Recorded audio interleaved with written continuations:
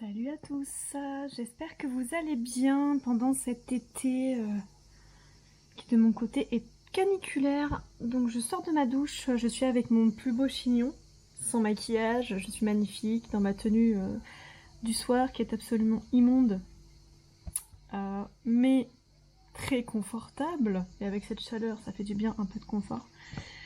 Bon, alors j'espère vraiment que vous allez bien. En tout cas, du mieux que vous puissiez aller. Et je vous retrouve aujourd'hui pour vous faire une vidéo concernant le fait de réussir à prendre du recul. Honnêtement, je pensais y arriver plus rapidement. Là, ça va quand même faire 2 ans et demi que Orlan est décédé et clairement, j'ai remarqué depuis peu que j'arrivais à prendre du recul sur certaines choses qui me semblaient impossibles auparavant. Parce que le temps passe, parce que forcément on voit les choses aussi un peu différemment, parce qu'on est voilà dans nos activités. Personnellement, c'est vrai que entre mon bébé, mon fils et le travail et tout le reste, et bien forcément, du coup, on attache moins d'importance à certaines choses et disons que c'est pas qu'on attache moins d'importance parce que c'est pas vrai, mais on arrive à prendre du recul et à réussir à aller au-delà de l'émotion et on arrive mieux aussi à comprendre les autres. Je vais vous donner un exemple. J'étais au travail samedi dernier, donc je fais ce que j'ai à faire sur la personne dont je m'occupais. Et une de ses amies était là. Et donc on parlait et tout ça, donc je lui ai dit que j'avais un petit garçon. Et elle me dit, ah bah du coup c'est dommage que t'aies pas de petite fille, tu dois être dégoûtée parce que du coup tu peux pas le maquiller. Bon, en dehors du gros du gros cliché de on maquille que les filles, forcément ça m'a fait un pincement au cœur très très fort sur le moment. Et puis j'ai réussi à rebondir tout de suite et je lui ai dit oui, je vois ce que tu veux dire, mais tu sais, les garçons aussi maintenant on les maquille, donc si jamais il aime bien le maquillage et tout ça, et ben voilà quoi. Elle me dit ah oui, tu veux dire s'il est gay ou efféminé et tout. Bon, elle était très dans les clichés, dans les vraiment, enfin, on sentait qu'elle avait pas beaucoup d'ouverture d'esprit, on va dire. Mais en tout cas, j'ai réussi à pas lui dire, parce qu'avant j'aurais dit si tu sais j'ai une fille, mais là je me suis dit déjà c'est pas le propos. Et en plus de ça, c'est vrai que dans le milieu professionnel maintenant j'essaye vraiment d'éviter de parler d'Orlan parce que je me suis rendu compte que c'est pas parce que je parlais pas d'elle que ma fille n'a pas existé ou qu'elle est moins présente dans ma vie ou que je la fais encore plus disparaître. En fait non. Je pense qu'il y a quand même des... Je pense qu'il y a quand même des moments plus propices. Il y a des moments où en effet je peux en parler facilement et il y a des moments où là par exemple voilà quand c'est pour le travail et tout ça, alors il y a des moments où j'en parle parce que ça s'y prête et ou alors parce que je sens que je peux ou parce que des fois bah, c'est plus fort que moi, elle me manque trop et j'arrive pas à ne pas parler d'elle. Des fois c'est difficile aussi de se retenir. Et puis il y a des fois comme là cette fois-ci où je me suis rendu compte que ça y est, j'arrivais parfois à prendre du recul et à pas parler d'Orlan comme une espèce de défense pour dire si j'ai une fille, elle existe, donc arrête de dire n'importe quoi. Mais en fait ça sert à rien d'être dans ce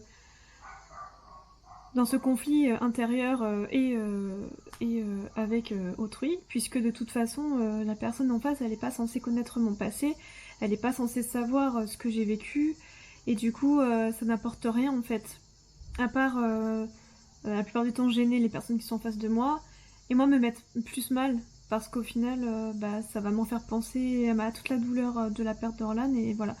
Donc là je suis assez contente du coup d'avoir réussi à aller au-delà de ça. Et je me suis dit que c'était intéressant de vous faire une vidéo là-dessus. Je pensais honnêtement que j'y arriverais au bout de 6 mois, 1 an, à faire ce travail de recul. Je pensais réellement y arriver rapidement. Et en fait, ben non, c'est encore très dur aujourd'hui, mais j'y arrive parfois. Donc je me dis que l'espoir, qu'il y a toujours de l'espoir en étant parent. Bien sûr que le fait d'avoir mon fils m'aide énormément au jour le jour. Mais ce recul-là aussi me fait du bien. Et il y a eu d'autres situations aussi où... Désolée, j'avais de l'eau dans l'oreille. Il y avait d'autres situations également où j'ai réussi également à prendre du recul. Parfois, j'arrivais pas à prendre du recul sur le fait que j'ai parlé d'Orlan parce que du coup, je m'en voulais. Je me disais, mon Dieu, j'ai parlé d'Orlan, mais la personne en face avait l'air gênée ou pas bien et tout ça. Et du coup, j'arrivais pas à prendre du recul par rapport à ça et je culpabilisais, je me disais, ouais, t'as vraiment pensé qu'à ta gueule, parler de ta fille, machin et tout. Et maintenant, je me dis, si j'en ai parlé, c'est que c'était nécessaire, c'est qu'il le fallait sur le moment.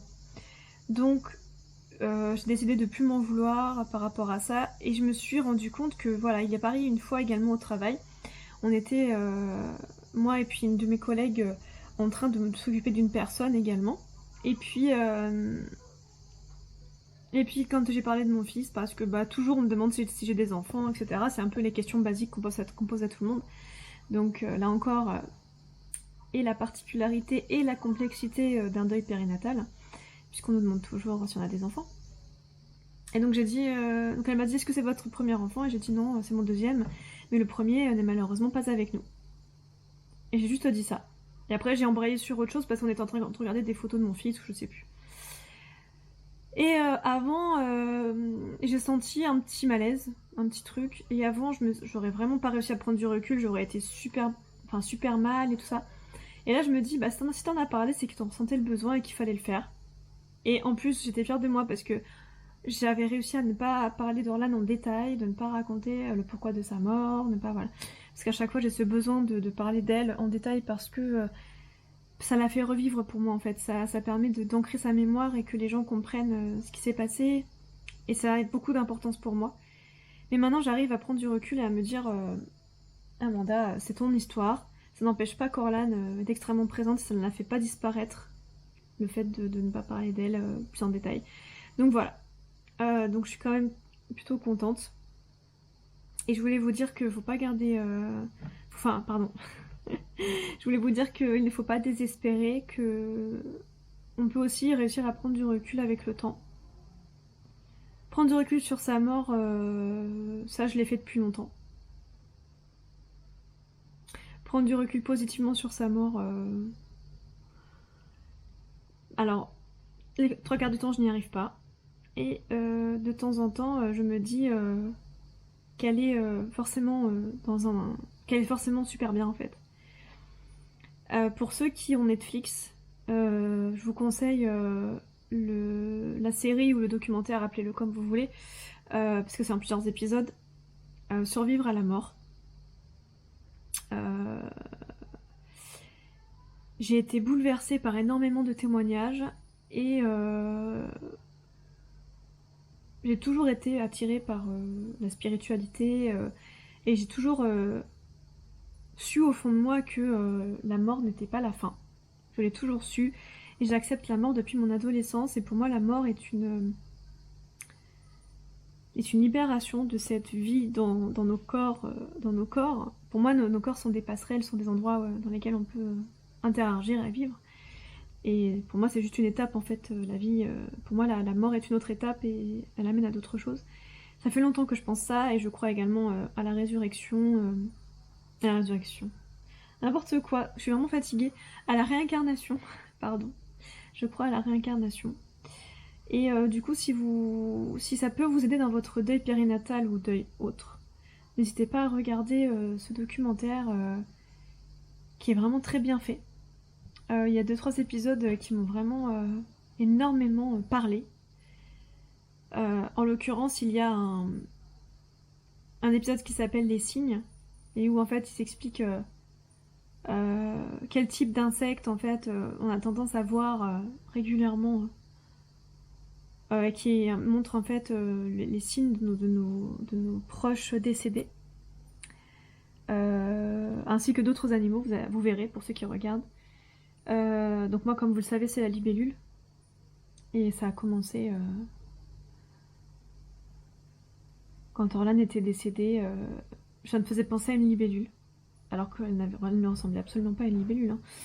Mais ça me faisait penser, je ne sais pas, son aura, son être me faisait penser à une libellule. Ne me demandez pas pourquoi, j'en sais rien. Et son grand-père, du côté paternel, avait dit elle me fait penser à une libellule. Donc j'avais trouvé ça déjà très étrange à l'époque, qu'on pense à la même chose alors que le papa de mon mari me semble plutôt pragmatique et pas du tout, on va dire, dans la spiritualité ou dans ce genre de choses. Et déjà, ça m'a fait tilt. Je savais qu'elle était déjà auprès de moi, je le savais, qu'elle était tout le temps à côté de moi. Et je suis sûre que ça m'a aidé on va dire, passer les premiers jours terribles que l'on a vécu. Et donc, bah, après, j'ai eu, comme je vous avais déjà raconté dans mes vidéos, j'ai eu beaucoup d'épisodes avec des libellules. Beaucoup beaucoup de moments avec des libellules, dont un en particulier qui a été assez impressionnant. Voilà, voilà ce que je voulais vous dire. Et pour terminer, en ce moment, il y a des petites choses. Alors, quand mon fils est né, j'ai trouvé tout de suite des ressemblances avec Orlan. C'est très difficile de pas vouloir voir ce genre de choses, c'est évident. Sans vouloir bien sûr remplacer l'enfant décédé, attention, mais c'est normal en fait, c'est complètement humain. Comme quand vous avez un second enfant, que votre premier enfant est vivant, forcément que vous allez regarder les éléments qui ressemblent à votre premier enfant, c'est tout à fait naturel. Bah, c'est pareil pour un parange, on a ce besoin de voir ça. Donc bien sûr que j'avais vu des similitudes, j'avais dit quasiment dans les premières secondes de sa naissance à mon mari, regarde, il ressemble à Orlan sur ça, ça et ça. Et en ce moment, il y a beaucoup de petites choses, beaucoup, non pas beaucoup, mais des choses quand même, pas beaucoup et qui sont insignifiantes, mais qui forcément me perturbent beaucoup en ce moment. Quand mon fils mange, il y a toujours un moment en fait où c'est la fin en fait de son repas et où il reste une ou deux cuillerées et où il a plus très faim ou alors voilà et du coup bah il a tendance à se frotter le visage de façon un peu renfrognée comme ça. C'est mignon et chiant en même temps, mais c'est trop mignon. Et du coup, bah, ses sourcils en fait, les poils en fait, du coup, partent vers le bas, avec les nourritures qu'il a dans les mains, forcément avec le gras ou le mouillé de ses mains. Les sourcils, donc les poils partent vers le bas.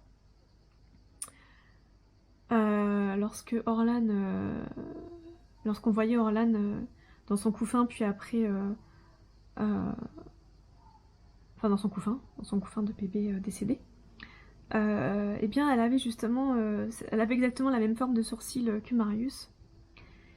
Et elle avait justement, pardon, désolée.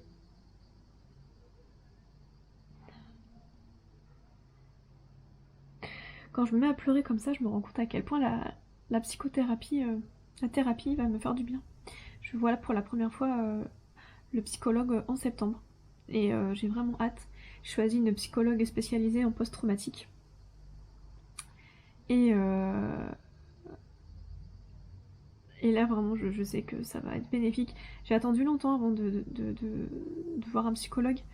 Parce que vraiment, j'avais toujours des solutions à mes tourmentes et à mon deuil. Mais là, je sens que ça va clôturer et m'aider. Enfin, clôturer. Pas clôturer Orlan et sa mort. Mais clôturer une bonne partie de mes souffrances par rapport à mon deuil, en tout cas. Donc désolée, mais du coup, je revois son petit visage après sa mort. Et du coup, c'est un peu compliqué. Donc elle avait du coup ses sourcils, du coup les poils qui partaient un petit peu vers le bas.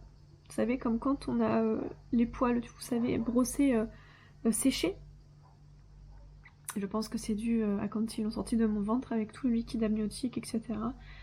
C'est normal, donc elle avait les petits poils vers le bas et elle avait vraiment la même forme de sourcils que Marius. Et donc quand il se frotte et tout ça, bah forcément ses sourcils à Marius, les poils partent vers le bas et du coup il a exactement les mêmes sourcils que sa sœur. Et ça me perturbe beaucoup, donc j'essaye quand je lui donne à manger de pas lui montrer, de pas pleurer, de pas craquer, mais c'est difficile. Et aussi quand il est fatigué, ses yeux sont un peu plissés, c'est normal.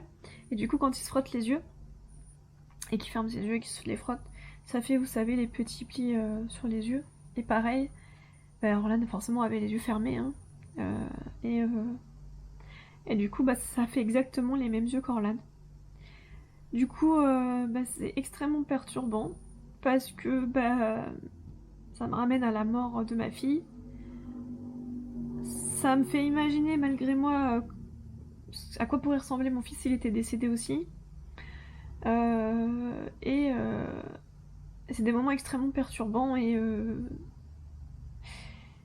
surtout que ce sont des ressemblances extrêmement marquantes. C'est pas juste ça ressemble un peu, c'est vraiment la même chose.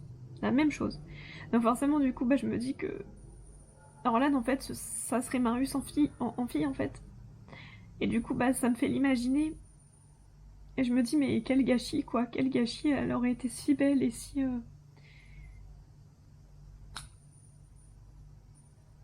Voilà. Bon, je pensais pas terminer cette vidéo en pleurant, je suis vraiment désolée. Donc je pense que je vais m'arrêter là, parce que là, je pense que ça va être les chutes du Niagara. Voilà, j'espère en tout cas avoir pu vous aider encore une fois à travers cette vidéo. N'hésitez pas à regarder les autres si vous avez des questions ou si vous avez besoin d'être régulier. J'essaie vraiment de faire des vidéos à thème. Voilà, je vais vous laisser parce que là ça devient compliqué. Pardon. Voilà, je vous fais des bisous et je vous dis à bientôt. Au revoir.